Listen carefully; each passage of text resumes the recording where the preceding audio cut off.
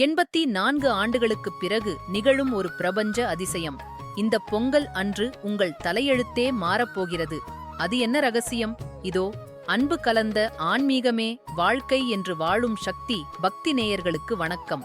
காலம் என்பது ஒரு சக்கரம். அந்தச் சக்கரம் சில நேரங்களில் அபூர்வமான புள்ளிகளில் வந்து இணையும். அப்படி ஒரு புள்ளிதான் இந்த 2026ஆம் ஆண்டு தைத்திருநாள். செல்வத்தின் அதிபதி சுக்கிரனும் மாற்றங்களின் நாயகன் யுரேனசும் இணைந்து நவபஞ்சம ராஜயோகம் எனும் மகா அதிசயத்தை உருவாக்குகிறார்கள். யுரேனஸ் கிரகம் ஒரு முழுச்சுற்றை முடிக்க 84 ஆண்டுகள் ஆகும். எனவே இப்போது நிகழப்போகும் இந்த ராஜயோகம் உங்கள் வாழ்நாளில் நீங்கள் காணப்போகும் ஒரு பொற்காலம். ஜனவரி 15ஆம் தேதி, அதாவது தைப்பொங்கல் அன்று பிரபஞ்சத்தின் ஆற்றல் 3 ராசிக்காரர்களின் பக்கம் திரும்பப் போகிறது. முதலாவதாக ரிஷபராசி. அதிர்ஷ்டம் உங்கள் கதவை தட்டப்போகிறது. நீண்ட கால உழைப்பிற்கு இப்போதுதான் அங்கீகாரம் கிடைக்கும். வெளிநாடு செல்லும் கனவு நனவாகும். தொழிலில் முன்னெப்போதும் இல்லாத நிதி வளர்ச்சி உண்டாகும். அடுத்ததாக மகர ராசி. உங்கள் வாழ்வில் ஆன்மீக ஒளி வீசப்போகிறது.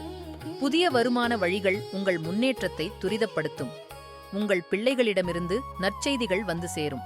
வாழ்க்கைத் துணையுடன் மகிழ்ச்சியான தருணங்கள் அமையும். இறுதியாக மிதுன ராசி.